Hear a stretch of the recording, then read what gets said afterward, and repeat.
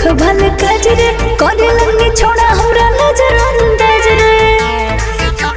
हे रे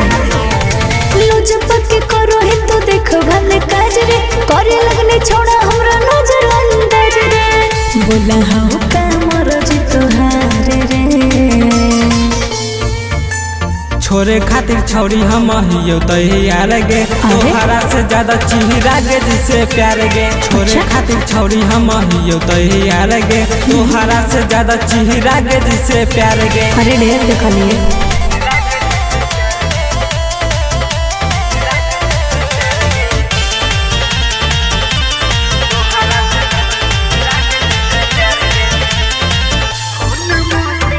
फोन से कबो नहीं हाले चल रे दिन ही विरोधिया जैसे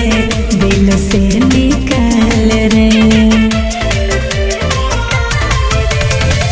उनके से हमारा सुने सान है गे पगली चिराग भैया गरी बन के जाना है गे पगली काहे बोलू है छोड़ा बेकार रे छोरे खातिर छौरी हम हियो तैयार गे तोहरा से ज्यादा चिहिरा गे जिसे प्यार गे छोरे खातिर छौरी हम हियो तैयार गे तोहरा से ज्यादा चिहिरा गे जिसे प्यार गे।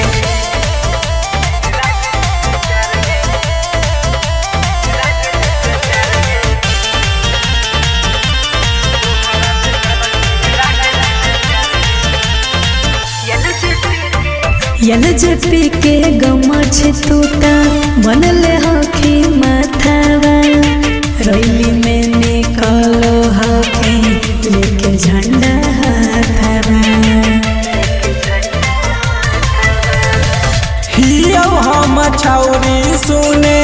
पक्का गे बिहारी छोटू आरा केस के सुने